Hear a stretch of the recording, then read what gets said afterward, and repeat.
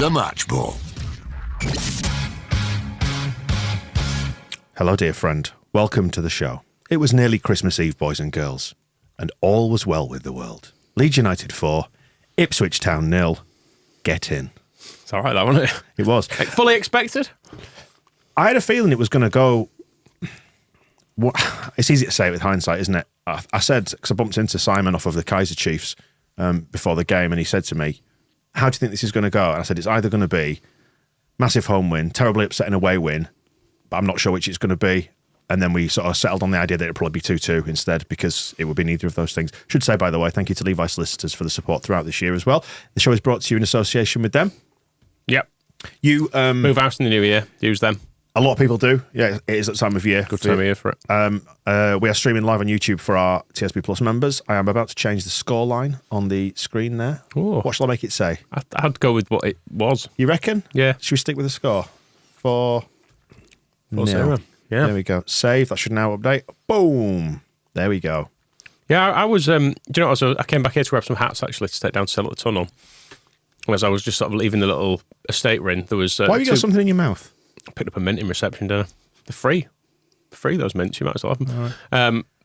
And there was a 4-0 prediction from the guy in the square ball hat up there, and I was like, no, let's be realistic about it. It was right, though, wasn't it? If you put money on it, you could buy loads of hats from all the kinds of different people who sell them.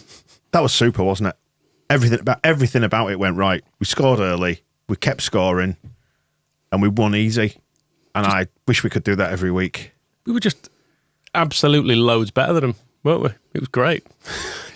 I'm all for it. As they sang, though, they're still 7 points clear. Yeah, and that's fine. 8-goal swing, though, goal difference-wise today, which was a hell of an important thing. Now we're in front of them, aren't we? So I know the slight panic look in your eyes then when I started doing maths, Moscow. No, I'm trying to make it make sense in my own mind. I don't know what that means. Because we scored 4 and they obviously... They conceded 4. Yeah, so that's an 8-goal swing. Yeah. Okay. Yeah, that's how it works. Definitely how it works. That's how maths works. Yeah. I trust you, I just don't understand. But it was great, wasn't it? What a day. Yeah. And do you know what I noticed as well? You know, we've sort of been questioning why there was not a great atmosphere in the ground. And I think you saw the answer today. It's because today there was something at stake. There was jeopardy. There was a real competition. There was a need for a performance. Whereas I think a lot of performances, we've been so demonstrably better than the opposition. I didn't see any real competition today. They're like the worst team we've played. No, maybe apart from Huddersfield. No, I mean from a mental perspective that fans felt like there was jeopardy in this game, and therefore it improved the atmosphere a lot. And obviously scoring early helps, and then scoring again and again and again helps a great deal. But I thought that was the noticeable difference. I don't know, does it feel to you like a switch has flicked today? Like something's changed? Maybe there's a real belief, and you hope that this is the thing that is the proper catalyst for our season, and hopefully the catalyst for their season not going so well from here. I kind of hope that they will struggle to recover from this, because they go to Leicester next, don't they, as well? So if they could get like another Tonkin at Leicester, hopefully they'll have a big load of horrible doubts all appearing. Yeah, because they didn't appear to have much of a game plan today. They started off and they were trying to play out from the back and do the stuff they usually do, but they were just not generally very good at it. Even if we weren't catching them, it felt like we were always near to catching them. Yeah. And it was just a matter of time, it felt like, until we scored. Yeah. But then I felt that in many games this year. And then it gets 20 minutes in and the other team come into it and... Well, the difference today, though... develops in a slightly different way. The difference today, and do you agree, was that they allowed us the space to play, as they did down there. You know, the fact that they've conceded 8 goals to us this season says something about the way that they set up against us, and the fact that they're trying to be expansive and play football, for whatever reason, just is friendly to the way that we play. Because we had loads of space. As soon as we beat their press, with the press, because they were pressing high and they were pressing early, as soon as we beat that, it was like acres of space to play in and run on, and again, getting them on the break. Yeah. Scoring from a corner as well, that's more or less cheating. Yeah. Yeah, it definitely helped us being a goal up, because then they couldn't sit back. And yes, scoring at good times brought them out. We're fine. If there's any space, it's why teams, everyone says there's that thing of teams working out how to play against Leeds. And it's not really difficult to work out. We need space to play in. And if we've got space, then we'll beat you really badly. And Ipswich gave us a bit of space early on, scored from a corner. And then after that, they had no choice but to try and bring it on. And we just picked them off after that. But it's not about necessarily, teams, Sunderland and that, working out how to beat Farke's team. It's just, it's the only thing that will work against us, which isn't a bad thing. If there's one way to stop us, then we just have to overcome that, or not bother, just lose to Sunderland and go up anyway. Yeah. I mean, what I will say regards to the promotion race is that there's a lot of copium going on, I believe as the kids would call it these days, probably on Twitter, on the Ipswich Town hashtag, 7 points clear and all that. And if they go up above us from here, then fair enough. Fine. You've deserved it. The league table is a really fair way of doing stuff. And it's because you play everybody twice, and you can't argue with it at the end of the. It's like when being Bielsa's first year when Sheffield United it was later in the season, wasn't it? But it felt like a similar coming to Ellen Road. There's an awful lot on this. Was that the Go on Gary Speed, get one yourself Sunday? That one. No, Sheffield United coming to Ellen Road. I'm talking Bielsa. All right. Sorry, my brain was then rooted in 1990. No, I'm going Chris Basham going through on goal and then winning. But that was one where you kind of thought, well, we are better than them. I still do feel that after that game, but they've got more points, so they have to go up. Well, it's about how you fare against everybody else, isn't it? Yeah, and they're evidently not a bad side because they seem to have the measure of the vast majority of the division, just not us. But they were rubbish today. They were really rubbish. Couldn't string two passes together, and by the time our fourth went in, their heads had entirely gone. They couldn't do it. They couldn't string like 2 or 3 passes together. Yeah, that 5 minutes before half time after we'd scored the third, they were just all over the place, and that was good. Yeah, and then you came out for the second half, and I know 3-0 is hugely comfortable, and you shouldn't be worried at all. But there's still a bit of you go, well, if they get one here in the first 10 minutes, put pressure on. But then we just came out second half, and we just continued to steamroller them. Well, it helped Perot charging down their player straight from the kick-off, kind of let them know that, just made them all demoralised again, because they'd done that thing of running off really quickly at the end of the first half. Go on, lads, go and sort this all out, and then come back out. You're not going to do anything. Whatever you've just spent 10 minutes talking about, forget it. I said to my dad in the run up to half time, I said I could do with us being 3-0 up at half time here, and then we got the penalty, and I was like, yeah, that's nice. I feel happy now. And then said, it's daft, isn't it, that even at 3-0, there's still that part of you goes, well, if they score first, you start to think, don't you? And then I said to him, can we just score early in the second half to make it 4-0 and put this one to bed, because then they'll stop trying, and that's pretty much how it played out. It was a perfect day in that sense, wasn't it? And then from the 4-0, both teams accepted it was finished, and it felt like everyone was they were taking players off to stop them getting red cards and to stop injuries, and so were we, and it just felt like an acceptance at that point. It's like, look, we're just playing this last bit out. There's another game in a few days. We're just going to get to that. Yeah. They took off that filthy bastard as well, who should have been off for that foul on Gray, I thought. Do you think so? I thought it looked really bad, that. I was pleased to see Gray get up from it. I'd have to see it again, but from where it looked like he had both feet off the ground and took his ankle. Right. But I'd have to see it again. I am seeing it very much through. Was that the one down by the East Stand? Because he was kind of heading towards me. They subbed him off like in the next minute after that. I think maybe they was like, well, having done that, if he does anything else, he's going to go off. An eye on the next game. So he went off straight after that. But what a nice day. Yeah, overall. I'll ask the question now about, and we're not doing a weekly show this coming week, but in terms of picking a hero of that game, a man of the match, it's hard to pick one, isn't it? Somerville again. Yeah, I was going to say statistically, Somerville is the one that's come out again top of the pops on FOT mob with 8.8 out of 10. Scored again, didn't he? Set a load of stuff up again. Was dead dangerous. Terrifies defenders. I like him. How would you have felt if he missed the penalty? It was interesting, that one, actually, because Pirro, as we know from what Farker said around the Stoke game when Bamford missed the penalty, that we could have won us the game potentially there, that if Pirro had still been on the pitch, he would have taken that penalty because he's the club's designated penalty taker. And then you look down, you're like, oh, you've not pulled rank, but you've had some sort of Dutch exchange maybe. And well, Pirro stood on his shoulder the whole time as well, wasn't he? Like, be sure, I think I meant to be taking this. Pass me the football.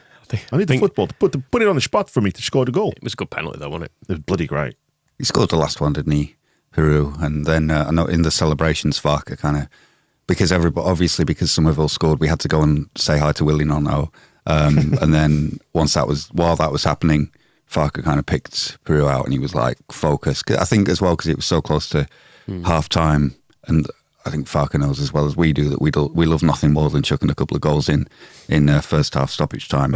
But there seemed like a special kind of like, just let Somerville have his moment. Don't be mad. And I don't think you know what the kids are like at Christmas. They get very excited, don't they? They want to score all the penalties. I was pleased Peru did get his goal in the end because he'd been unlucky, hadn't he? Because it was his header for Strauch's goal, wasn't it? Which was a very good save actually.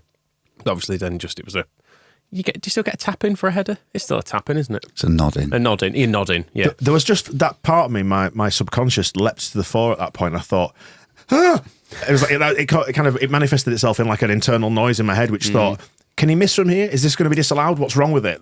Surely this is not going to be allowed. I had a feeling for like offside. It clearly wasn't, because on the replay he runs from, behind several defenders. But they were still moaning about it for something. I don't know what. They love a moan. Exactly. There was one of their defenders really seemed concerned about something, but I don't know. I couldn't see anything. But then I wasn't looking for anything. I was busy enjoying the goal. So it wasn't celebrated enough though, that goal. I don't know what it was like around you. It felt like everyone was a bit surprised by it. So it didn't feel like a proper big celebration off the back of it. But well. Thanks to Razor as well as being in touch, saying that my dad saw 3 goals before he left for the day. Yes. Well, he did. Actually, he saw all 4 because in that conversation we'd had around when he was going to go, it's become like a standing joke, about when he will leave. He said, I'll go when we get the 4th. And he did. Ridiculous. I know. He went to watch it. Go and have a nice, relaxing half hour. He went to watch it downstairs for a bit, and then he will have made his way off a little while afterwards. He wants to get on for the telly. It's, driving in the dark, getting back over to Brid at this time. Excellent. Just looking back through the other player rankings, all the defences are like 7.6 and above. I thought Strauch has scored well. I thought Rodon was excellent today. Into midfield, though, I thought they were both excellent. Ampadu in particular just cut everything out, didn't he? All those little through balls that Ipswich were looking for, they did not have a sniff. He just kept appearing, didn't he, Ampadu? He seemed to always be sprinting and just appear at the right moment to boot something out of the way. So yeah, I thought it was great again. We still didn't give him a rest, did we?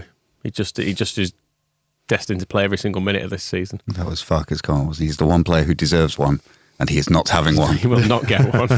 He will not get it. I thought he feels like he's too vital, though, doesn't he? Yeah. I suppose he does, but 4-0, I mean, God, he could have done anything. We brought Junior Firpo on, for God's sake. Yeah.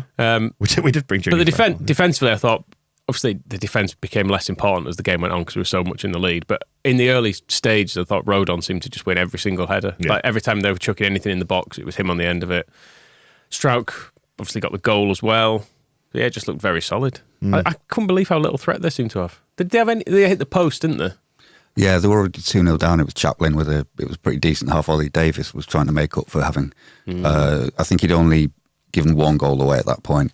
And he got the ball across for him, and it was a good effort.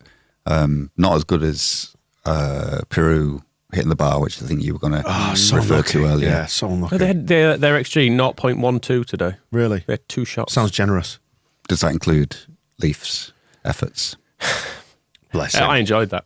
Yeah. As well, 'cause sometimes own goals as well, you can go, well, you can kind of understand them, can't you? You can go, well, the defender sort of had to do something because there was a player behind him who would have put it in. Or actually you saw the replay of that and you were like, that was just bad. There was that. I mean, this will sound like blowing something tiny up into something huge, but maybe an indication of how Ipswich might not get promoted this season was Kieran McKenna bringing Davis off at the end and knowing he would, or maybe he didn't realise that he would have to walk all the way around in front of the cop. Because that wasn't good for him. He took it where he was like giving little waves at the crowd, but he shouldn't have been in that position. If you've got any sense as a manager, you either let him see out the whole game or you pick a moment when he can just step off the pitch. I think after giving away an own goal and a penalty, the last thing Leif Davis probably wanted is like, oh, I'll go and get a standing ovation from the fucking Leeds fans. Yeah, that's going to make me feel great. So the little bits of kind of like where some managerial inexperience maybe comes through, that and also the fact that the entire team was honking. Those are like probably the 2 things that made me think McKenna may have some work to do to sustain what they've been doing. We've been talking about the goal scorers. Somerville, Strike, Pirro, and Davis. In obviously. The scores out of 10. Who loves Holland? Probably. Yeah. I've heard, yeah. He loves the leaf. There's a marijuana reference, if that's what you're getting for. Good. Yeah, that's good actually. Yeah, it's speaking to the youth audience there. Further forward, Dan James actually the lowest scoring player according to FotMob, 6.3 out of 10. But I thought that's unfair. He was mint. He was great, I thought. Yep. And he got a really good yellow card too. Yeah, it was an excellent, really solid yellow. It was just a real perfect one where everyone goes, "Yep, everyone can agree within a second. That's a yellow, and you did the right thing." Because it was Davis, wasn't it? In fact, I think. Yeah, and he was taking Davis on.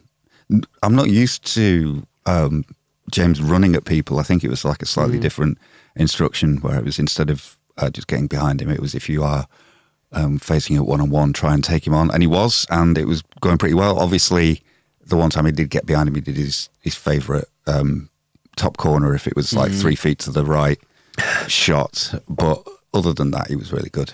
No, that James shot that you're on about, that came from a really nice bit of play, didn't it? We started with it in the right back area, and about 5 passes later, it was James through on goal. You could just see he'd just gone that little bit too wide, but it was the Dan James punted it into the stand territory, but it didn't matter. The amount of work James does though, and the way he'll be involved in a move like 2 or 3 times defensively, because he'll press over there, and then they'll play it out to the other side, and then before you know it, he's over there pressing someone else. I was going to say his defensive work should not be underestimated, particularly in recent weeks. I think he's been excellent in recent weeks. Here's an interesting stat for you. Would you believe, according to, it must be true because somebody's mentioned it. Oh, YouTube comments are always correct. On the internet. So thank you to Richard for this. And we will delve into this. But no saves at all from either keeper today. Yeah. I can't think of any to disprove it. So no. It's funny that, isn't it? Just everything just went in or didn't happen. Mad, isn't it? Did he not get a Did he not get a touch on the Pirro one that hit the bar? I thought maybe the keeper. I suppose he saved it from the corner as well before Strauch headed in.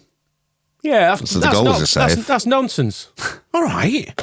For God's sake, Richard. No, well, Meslier, 0 saves. That's not true. Well, their keeper did make a save. I'm having a look now. He definitely did make a save. Yeah. So you're wrong, Richard. Get in the bin. Absolute disgrace. Fucking hell, Dickie. How dare what are you bringing us these stats for? Made us look daft here, haven't you? But that does go to prove a little bit like Ron Burgundy. Just put something in front of us and we will read it. That's true. Yeah, we will read it. How did Pirro's shot end up wide? It felt like it hit the underside of the bar and then it went up and then it ended up bounced down and the spin must have taken it. Strange. I couldn't work out how it had ended up not in the goal or coming back out. It just sort of ended up behind. It was quite aesthetically pleasing from every angle. When you see the replay from kind of the side, you'll enjoy it almost more than it going in. It would have looked even better if it had hit the underside of the bar and gone in. Paul Leaf has ended up with a 4.5 out of 10 on Fort Mob. Well, he's had a good couple of years, hasn't he? You get the odd bad day. He's essentially a Leeds United left back. So what did he expect? Yeah. And finally, Rutter just heading up towards the front end, 6.9 out of 10. It wasn't his most effective day, but he still did plenty of really exciting stuff. And do you know what? I want to bump his marks up there. I think that's unfair because if you saw him at the front of the East stand, so as I sort of make my way down the gangway, and I'll normally sort of tuck into one of the rows by the exit way, and just let them come and applaud them when they come around the pitch or whatever. You go push the kids out the way to try and get shirts and stuff, don't you? Bonjour, Jorginho. Look, what shirt in French? Shirt. Can I have your shirt? Jersey. Yeah. Chemise. Shambles. He was down at the front anyway, and he was just like, I don't know, just like rubbing the hair of the kids, giving them cuddles and stuff like that. So I think there's definitely a future as a children's entertainer if he ever gives up the football life. But I hope he doesn't, and I hope he stays at Leeds because he seems to be just having a jolly nice time, and he makes my heart feel full. The Rutter highlight of today was where he was about 20 minutes in. He miscontrolled the ball so spectacularly that he actually played like a crossfield pass to himself. Yeah. Because it went to no one and he just carried on chasing it. Then we were like, oh, he's still got it. This is strange. But I'd like to see that again. Again, just going back to the... Were you looking for that in your notes then, Moscow, when we were talking about Rutter? I don't know if you were like... Not specifically, but he was... Like, I don't know, the football...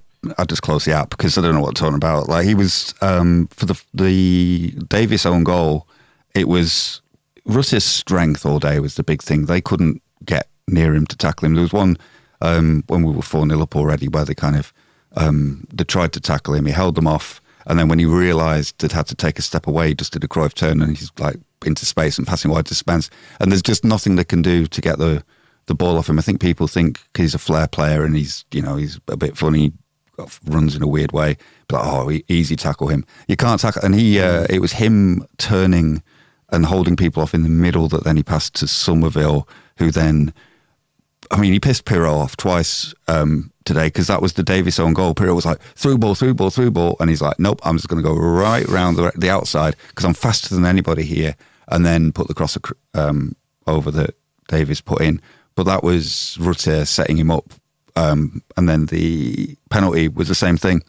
It was Rutter strong in the middle. And then he gives it to James, who gives it to Somerville and then just gets knocked over. So he's like...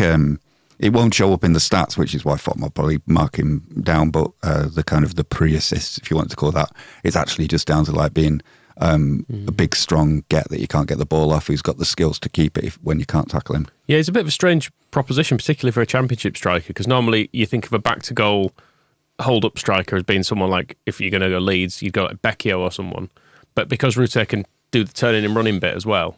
Those feet. Oh. He's actually a little bit, in some ways, a bit like Viduka, even though physically they don't actually resemble each other at all, like in their style of play. That's a really good call. The fact that you can be strong but still can turn, and not necessarily quick, but quick enough to do the first touch and get away from people and stuff. I think I wrote a while ago, he's Viduka in reverse, because Viduka was surprisingly good touch for a big man, and he is surprisingly strong for a good touch man.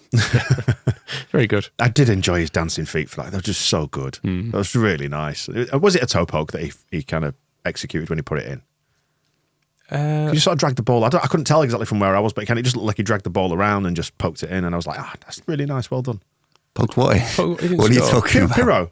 Oh, Pirro. We're on about Rutte. I was on about Pirro. Oh, right. No, we weren't. No, I was. All right. Well, him too then. Yeah, his feet were very good for that goal. But this is absolutely not what we were talking about. I was going to say, let's go back to going back to the start. Of course, do you want about the saves earlier on? There was a save from the corner, wasn't there, from the header? Which I know you've mentioned it. I know you have. Have you been on this podcast, Dad? You're talking. I'm coordinating things over here, looking at what these people are all saying. And we've had this before. You're like, I've got 2 jobs to do, but you're not. You're doing one of them. You do one for a bit, and then you just tell us about something else. Well, I'm just glad you're not a pilot. Tell you what, you come over here and you have a go at doing it. Eh? Well, if I'd come over, I'd just close it all off and concentrate on my job. Oh dear me. So, what would you like to know? I want to go. We'll go back to the first goal. That was fun. We've done that. Yep. Head in. Second goal was. There was a save on that header as well. Before Strapp put it in. It's funny you mentioned that because somebody mentioned in the comments that there were no saves. By the keeper. I don't remember. There absolutely was one. Yeah. Who scored the second one then? Leif Davis. That was the own goal. Then 3-0 half time. That was the penalty. Was it a penalty? You said coming in, it was. It looked. I've not seen a replay, but it looked very penalty. Yeah, and that's exactly the phrase. No one really complained either, did they, from Ipswich? Davis had a goal, but I think it was because it was him and he was upset. If anything, he should have been. He didn't get booked for it either, did he? I thought they actually were a little bit let off with some bookings and stuff today. I feel like the ref let him get away with a fair bit. Like Morsey must have done at least 4 or 5 fouls in the middle and didn't get a yellow card, and just spent the whole game talking to the ref as well. Him and Luongo are absolute nightmares for that kind of stuff. It's they kind of just run around trying to kick them, and I think that's why Ampadu and Kamara are such credit today, because I think they tried it against us at Portman Road, and it was the same thing. We could just see Morsey kind of getting annoyed with himself because he wasn't getting anywhere with his usual game. And did we even have Kamara at that point? It would have been Gray and Ampadu that day, I think. Were there any saves today?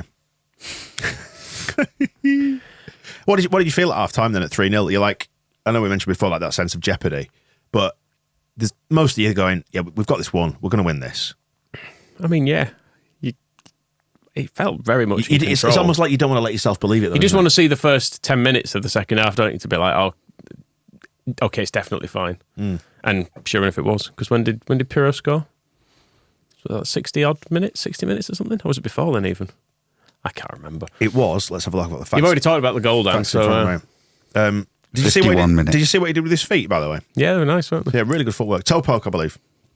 Yeah, he did really well on that. It would have been very easy to rush that shot, but he was just nice and the calmest man in the box, wasn't he? He is good at those. It would be nice to see more of them. It's like when Viduka-esque, I think. It's when Somerville didn't put him through, and we got the Davis on goal. It would have been nice to see what would have happened if he'd put him through. We scored anyway, so that's good. But I like those little finishes from Peru. Thanks to Brian, who is reporting. I mean, Brian could have made this up, but he's reporting McKenna's comments suggesting that Leeds were very clinical in the first half. Did not see a huge disparity in the first half. The flow of the game is very different. 3 goals. Did not see that disparity. That felt like a fairly big disparity. Yeah, that's the big the par, the thing that we measure it on, goals. Yeah, and them having had 0 chances. Yes, as well.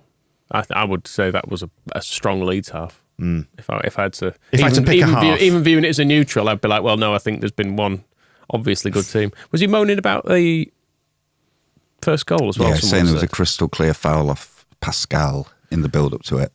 I mean, I didn't see it, but I will say fuck off. I did see it, and I was surprised. I think because it was quite early in the game, so the referee hadn't quite put his pattern into play of what he was going to give and not give. So it was a long way for me, but I saw the player go flying, and all the Ipswich players going, "Well, this would be a free kick," and then we just kept going. Yeah. But did he feel to you like he was a total homer? He gave us everything in my eyes.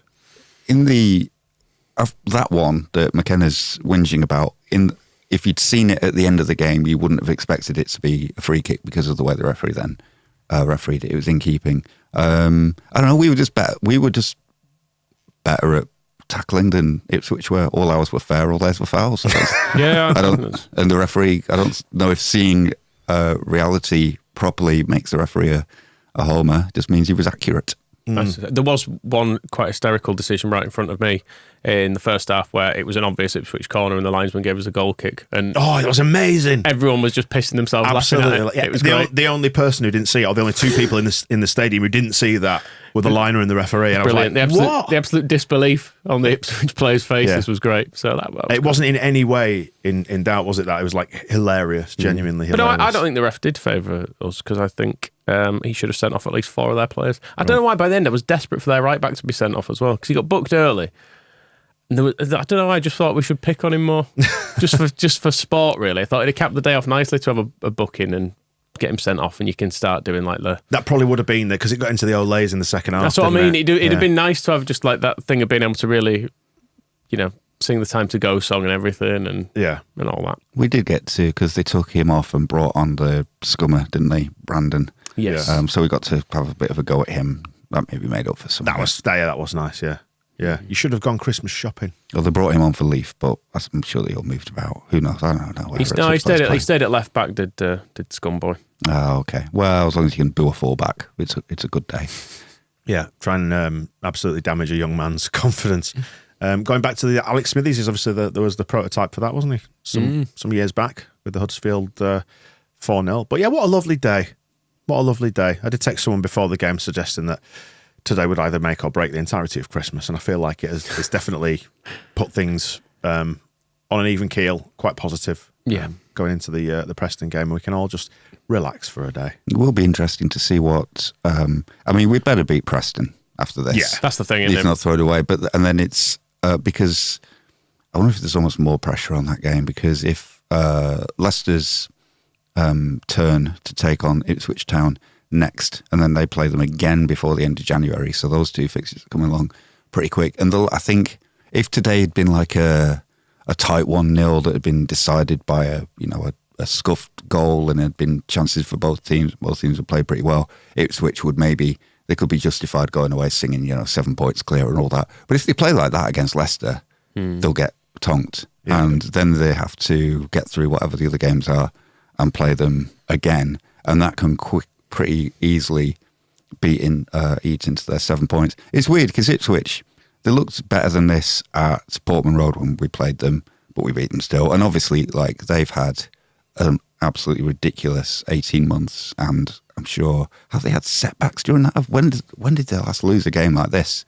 So it's kind of interesting. It'll be a long time ago, I think. Yeah, I mean, it probably would have been had we not been silly in our game down there. It would have been down there, wouldn't it? Because we banged 4 past them there. So it's an interesting point for them as to whether no points, but it's an interesting moment for them as to whether they, maybe they beat Leicester and the world just keeps being completely mad in a Suffolk way, or do they come back from this, or is this the start of a change? Just looking at their next 5 games. League games anyway, they play Leicester twice and Sunderland, so it's a tough round of games. Is that? Yeah. We've got the same daft dance of reverse fixtures with Preston, haven't we, coming up in the next 3 to 4 weeks? Yeah, and I'd probably rather be playing Preston. I mean, Preston are good, but I'd rather be playing them with Leicester. Yeah. Although we beat Leicester as well. We just need Leicester to run away with this, though, don't we? Now, essentially, I know for a time it was, I didn't really mind what happened between them, but having seen that today, I suppose and the strength twice, and the strength that Leicester have, and the fact they've got to play it twice, fine. Just win the league, Leicester. It's fine. I'll let you get on with it. I'll stop calling your manager a bold fraud. The ideal is Leicester beat Ipswich twice and then go on a run of just not winning again all season. That would be perfect if they could do that, because I'd really like to win the league. They are losing 5 players, aren't they, to AFCON? Who are Leicester? Apparently so. Right. Okay. Okay, that sounds good. Thanks to Sam for this stat. Says, just saw this stat, no goalkeeper made more than one save today.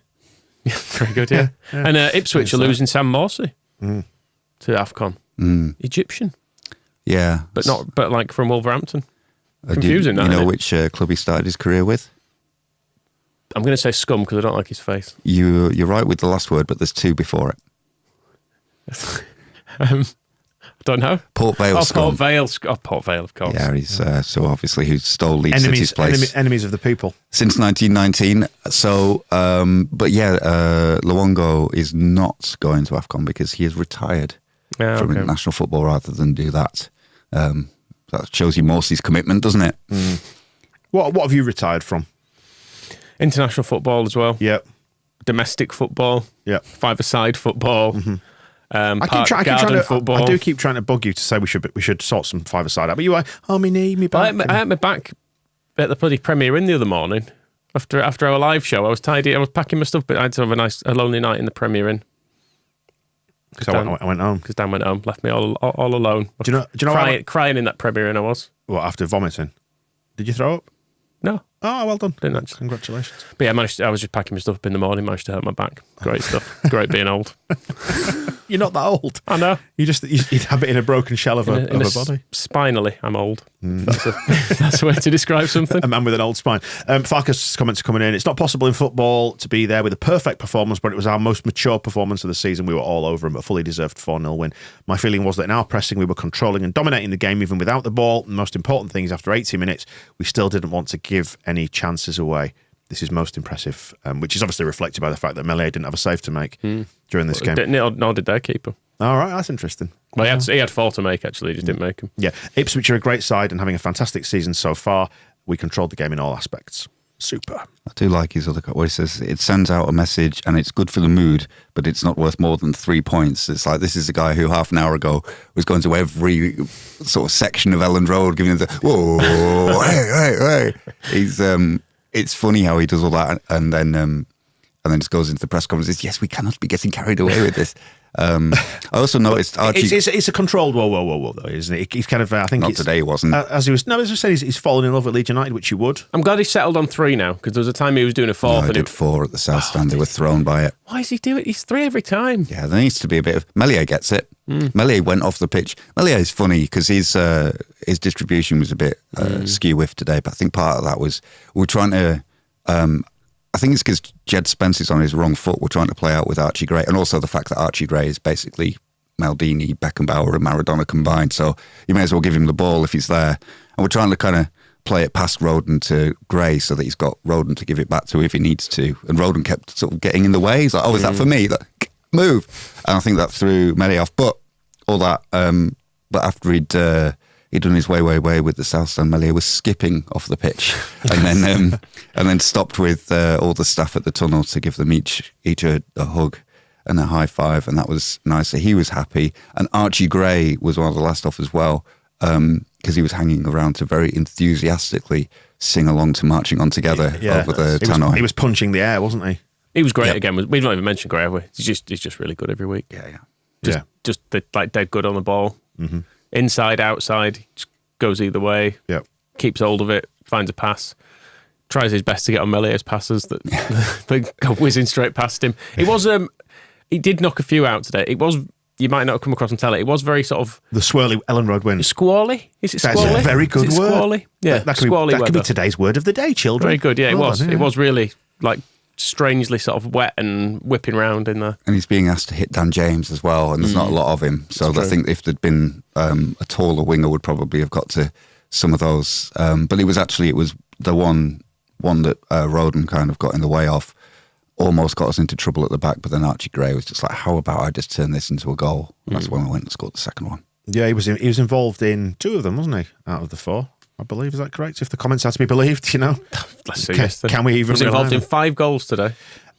He also started listening to the crowd for when they're telling him to shoot. Yeah, he had 2 goals at it. One in the first half that got blocked, and then the second one I saw Farker on the touchline was pointing to other people saying there's a pass to the wing, and then Ampadu went over to him and was like, cut this out. What would that have sounded like? What? Telling Archie to pass it to the wing. I was like, shoot. Yeah. That's how it sounded to me. Yeah. It did just Pass it to the wing. What? How? Pass it to the wing. Thank you. That's all I was after. Just a little bit of. I can see the comments on the screen. Did you get your text from Phil?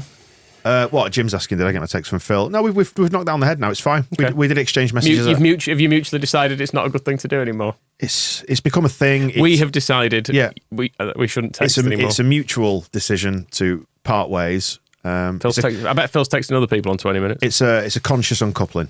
Okay, is what it is. We're not persisting with that 20-minute thing anymore. It's over. You got to renew the act, haven't you? Got to keep refreshing it. Okay. But no, we did exchange messages at half time, and we were happy. Still friends. And yeah, we're still buddies. Gruev taking the piss. What a day!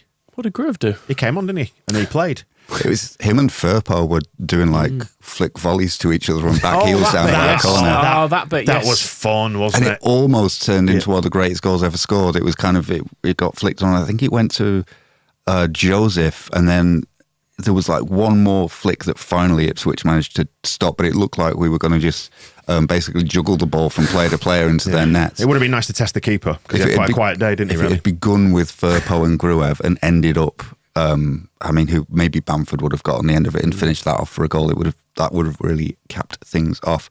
I mean, it does sound greedy. I would have liked a fifth.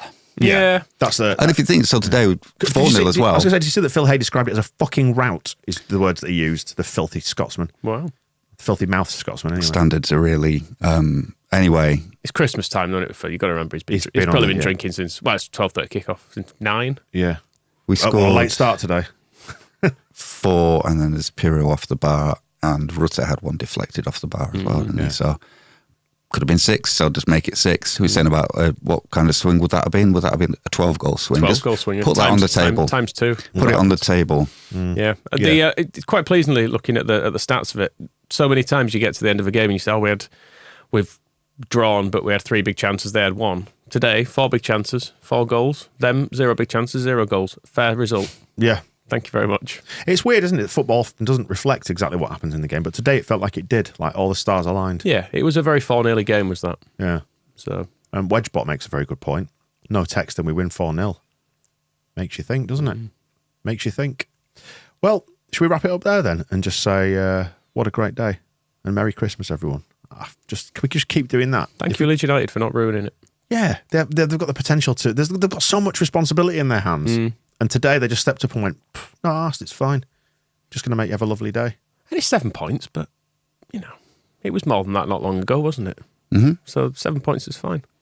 We will wrap it up there then. Have a very, very Merry Christmas if you are celebrating that. And we will see you on the other side. There's no shows now until the next match ball, which is obviously Boxing Day. It's 3 days away. But because there's like Christmas Day in the way and a big dinner. Do propaganda on Christmas Day, I say. Yeah? I will actually probably, just for my own entertainment, have a little listen to some Ipswich stuff. So if I find anything good, we might squeeze it in somewhere. Who knows? Bring it all in January when we're celebrating. What will it be? 3, 4. We'll be ahead of them by then. We'll be second, won't we, by then? Yeah. If not top. Yes, and that's probably not possible because they play Ipswich. That's the time they play Leicester, don't they? That's the time to bring them out, going on about the 7-point gap. Right. Thanks a million for joining us on this and throughout the year as well. We've still got a little bit of the year left to do, but it feels like it's an appropriate moment to go. Thank you. Enjoy your Christmas if you're doing that, and we'll speak to you soon. Come on, Leeds! The Match Ball.